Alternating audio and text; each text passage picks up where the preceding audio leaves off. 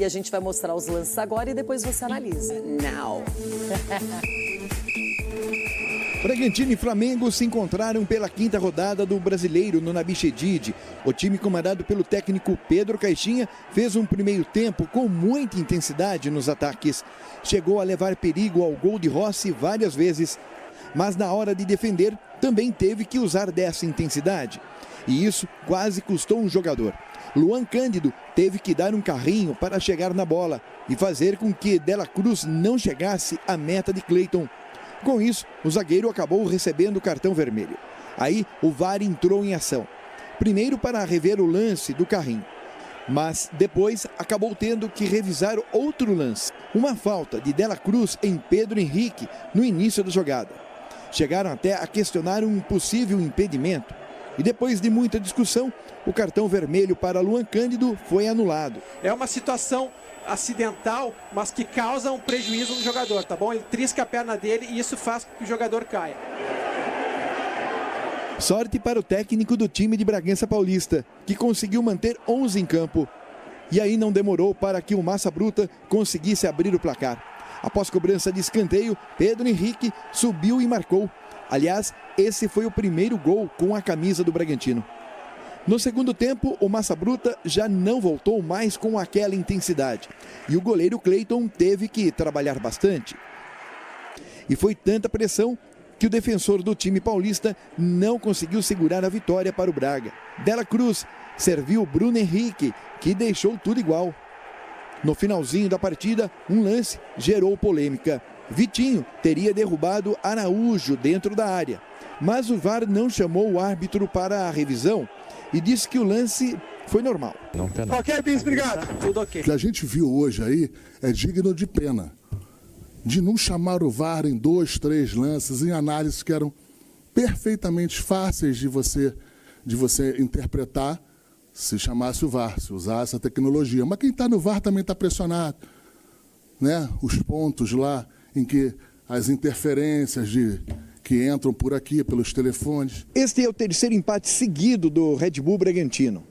Empatou com o Fortaleza pelo Campeonato Brasileiro, com o Souza pela Copa do Brasil e agora com o Flamengo neste último sábado. Agora tem um desafio pela frente. No meio da semana tem Sul-Americana. Pedro Caixinha começa a pensar como irá enfrentar o Racing na próxima quinta-feira. Vamos jogar contra uma grande equipa, que curiosamente foi afastada da Copa da Argentina no seu último jogo, vai estar uma semana a preparar o nosso jogo, então vem com esse ciclo quebrado de 5 vitórias, vem dolorida, é uma equipa agressiva, nós sentimos isso lá, sabemos isso, vamos analisar, vamos decidir bem, sabendo que já não podemos contar com o Pedro, mas temos que ser uma equipa à imagem do que fomos hoje na primeira parte, porque o nosso objetivo é, com todo o respeito que temos pelo Racing, ganhar esse jogo, ganhar, não interessa, não estamos a falar por golos, estamos a falar de pontos, porque ganhar quer dizer que igualamos em termos de pontos este adversário, e é só isso que estamos a pensar neste momento. Bragantino sempre discreto, quietinho, mas aprontando. Agora, o Flamengo reclama muito da arbitragem do Paulo César Zanovelli. E a questão, a gente começa pelo cartão vermelho que foi dado para o Luan Cândido, porém com a revisão do VAR, esse cartão vermelho foi retirado por conta de uma falta anterior. Do De La Cruz, bem no início da jogada lá no meio de campo, quando ele faz o movimento para acompanhar a jogada, né? Porque o Flamengo sai num contra-ataque, primeiro um ótimo domínio do Pedro e achou ali o De La Cruz. Só que lá no meio do campo, nesse primeiro movimento do De La Cruz, quando ele arranca, tem um trançapé ali, tem um contato. Então, para mim, a falta aconteceu. Pô, Denilson, foi sem querer, o De La Cruz nem viu o jogador vir. Não interessa. Que tem um contato, tem. O Cândido provavelmente acompanharia o De La Cruz nesse retorno para o sistema defensivo, então eu acho que o árbitro acertou em tirar o cartão vermelho. Agora o Flamengo reclama já no finalzinho da partida de um pênalti não marcado no Luiz Araújo. Aí que está a dúvida, porque assim... aí que está a dúvida, Loirão. Aí a gente está mostrando a imagem do De La Cruz no telão. Aí que está a dúvida, porque o Araújo, ele toma vantagem no lance, né? E aí tem um contato, assim. Então, pelo fato do Araújo ter tomado a frente, antecipado a jogada para pisar na área, eu teria dado a penalidade. Começa quente por aqui, hashtag SBT Esportivo. Pode colocar aí a sua opinião no nosso Twitter. Se tem polêmica de arbitragem, claro que tem nossa princesa da arbitragem do SBT, que é a Nadine Bastos, por aqui. Eu quero que a Nadine comente e na volta a gente vai falar sobre esses possíveis erros no jogo contra o Flamengo e Bragantino. Cadê? O Flamengo reclamou muito de um possível pênalti que não teria sido marcado no Luiz Araújo. O árbitro em campo, Paulo Zanovelli, entendeu como contato normal de jogo e o VAR não recomendou a revisão do lance. Mas, na minha opinião, o pênalti deveria ter sido marcado, pois o Vitinho ele puxa o braço do Luiz Araújo dentro da grande área, a bola estava em jogo e esse contato tem um impacto na ação do atacante, acaba derrubando o atacante do Flamengo. Muito bem, aí a gente tem uma fala do Bruno Henrique dizendo não tem critério, porque o Léo Pereira fez um pênalti, né, contra o Atlético Goianiense, a primeira rodada. Parecido, o do Léo foi um choque mais explícito, vamos dizer assim, até porque a câmera pegou, mas esse, como tá mais distante, fica mais difícil de ver. Mas, na minha opinião, isso aqui é um pênalti. Mas o que a gente já entendeu, Vene e Flávio, que a falta de critério ela já está estabelecida desde o ano passado. Em relação a esse jogo, Fernandinha, o meu ponto é exatamente esse, a falta de critério, porque a gente acabou não comentando o lance da expulsão do jogador do Red Bull Bragantino ainda no primeiro tempo, que isso aí poderia ter sido crucial para o resultado da partida. Sim. O jogador recebeu o cartão vermelho e depois, após a análise no vídeo, na imagem, o árbitro voltou atrás alegando que teve falta do De La Cruz no início da jogada. Eu não vou entrar no mérito se foi falta ou não. Cada um vai ter a sua opinião e a interpretação. O meu grande ponto em relação a esse jogo é o seguinte: se chamou o árbitro para analisar o lance da expulsão do jogador do Red Bull Bragantino ainda no primeiro tempo, por que o árbitro não foi chamado para analisar o lance do Luiz Araújo aos 44 do segundo tempo?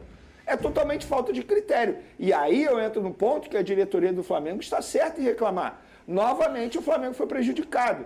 E a diretoria mencionou, e nós vamos falar aqui, no jogo contra o Botafogo, por exemplo, 2 lances era para o Botafogo, entre aspas, ter sido punido. No lance do cartão amarelo para o jogador que colocou a máscara, porque está na regra, tem que receber amarelo. Beleza. E o lance do segundo gol, que foi falta no Fabrício Bruno, que também poderia ter chamado o lance do VAR. E nesse jogo, nitidamente o Flamengo foi prejudicado. Porque se o jogador tivesse sido expulso do Red Bull Bragantino, obviamente o resultado poderia ter sido outro. Estamos falando também de um lance aos 44 do segundo tempo, que seria um pênalti para o Flamengo. Vai converter ou não vai? A gente não sabe. Mas grande chance do jogador do Flamengo converter o pênalti e aí o Flamengo conseguir a virada aos 44 do segundo tempo. Sim, o Flamengo foi prejudicado. Quer dizer que é só o Flamengo que é prejudicado? Não, a arbitragem brasileira, e eu repito o que eu falei aqui, é você entrar no jogo e torcer para não errar contra você. Porque eles vão errar. É isso. A questão é o seguinte... Esse é o ponto. Onde eu quero chegar? Quem não chora, não mama. Tá certo, a diretoria do Flamengo tem que reclamar, tá todo mundo reclamando. A gente viu no ano passado a diretoria do Palmeiras reclamando, o auxiliar técnico do Abel Ferreira dizendo que tem até sistema, todo mundo reclama. Por que a diretoria do Flamengo não pode reclamar? Tá certo reclamar. Eu também o Flamengo foi prejudicado sim, a arbitragem errou contra o Flamengo e assim... Você Agora, traz um só ponto para finalizar, importante. a relação do Flamengo com a CBF também tem que melhorar. Porque nos bastidores, internamente, existe uma briga entre 2 dirigentes que acaba atrapalhando o Flamengo nessa relação com a instituição CBF. Cacau Cota, diretor de Relações Externas, e Marcos Braz. Os caras não estão se falando e fica nessa briga para ver quem vai ter a relação com a CBF. E o prejudicado, na minha opinião, é o Flamengo por pura vaidade de 2 dirigentes. Agora, a gente não pode estabelecer se alguém vai ser ou não prejudicado numa relação com a CBF, mas a gente não está nem dizendo que é por isso, mas isso não deveria acontecer se acontece. O que a gente está dizendo é o seguinte, em relação ao jogo do Botafogo, a falta do Fabrício Bruno ela foi bem parecida com a falta que o Tietchan sofre antes do gol do Bruno Henrique no ano passado, em que o botafoguense reclamou muito, todo mundo falou que era chororô. Pô, mas foi falta no Tietchan. E o árbitro era o mesmo. Então, acho que ele usou o critério dele. E nem acho que o Flamengo perdeu por conta desse lance, não. Mas é um lance que, de fato, o Flamengo foi prejudicado. O que a gente percebe é que o cara, que era o Klaus, ele teve aquele critério que ele usou num ano e usou no outro. Bacana. Vamos falar do todo, desse ano principalmente, que é a falta de critério sempre. A gente vê lances que é bola na mão num lugar e no outro não é pênalti, não é pênalti. É o que a gente mais vê por aqui e a gente comentou isso no ano passado. Mas o Vene traz um recorte importante, desde o ano passado, que se todo mundo sempre reclamasse e tentasse mudar, o negócio ia ficar legal. Só que as pessoas só choram quando é com elas. O Atlético Goianiense emitiu nota, o Grêmio emitiu nota na primeira rodada. O Atlético Goianiense se sentiu prejudicado num jogo até contra o Flamengo, e o Flamengo, obviamente, não falou nada. Mas aí, na hora que ele é prejudicado, ele vai falar. E eu acho, tem que falar. Tem que falar. E não é chororô, não. Quando o seu adversário fala que é chororô, não é chororô, não. Tem que reclamar, porque se não reclamar, quando é que vai mudar? Quando que vai mudar um negócio desse? É erro atrás de erro. Daqui a pouco a gente vai mostrar um lance do Botafogo, Vene Flavinho, em que eles traçam a linha do Damian Soares no braço do jogador e é dito no áudio do VAR, braço do jogador. E braço não é impedimento. É uma coisa, assim, impressionante. Sabe? É um erro. E aí a gente começa a rodada assim, Deus, faça com que não erre pro meu time nessa rodada. Amém. Poxa. Não deveria ser assim, uma espécie de levar melhor no grito, ganhar no grito. Agora, se o dirigente também não reclama, ele é cobrado pela torcida. É isso. Que a torcida começa a pressionar o dirigente, que se sente o time prejudicado e não fala nada. Aí a torcida do Flamengo começa a apertar a diretoria, todo mundo reclama e vocês não vão falar nada. Depois de um jogo desse que tem polêmica, a torcida quer ver aquela postura do dirigente e na entrevista coletiva, tanto que nem foi o Tite, né, que foi lá na coletiva depois do jogo. E aí o dirigente fica naquela situação, olha, se eu não falar nada, eu vou ser cobrado aqui, então tem que jogar um pouco pra galera também. Eu não sei se é coincidência, não tem exatamente esse levantamento, mas a gente pode observar que quando um time reclama muito, reclama, cria aquela polêmica toda, quase sempre nos jogos seguintes há uma boa vontade com esse time que está reclamando. E aí você abre um precedente de todo mundo reclamar e fica uma coisa chata, né? O futebol fica chato, que a gente fica perdendo tempo falando disso, mostrando os dirigentes reclamando e todo mundo reclama quando se sente prejudicado. Eu nunca vi no futebol, trabalho com isso há 30 anos, chegar um técnico, um dirigente, após um jogo em que o time dele supostamente foi beneficiado e falar, olha, hoje a arbitragem foi muito mal, isso está errado e me beneficiou. Eu gostaria de ver isso, nunca vi na vida.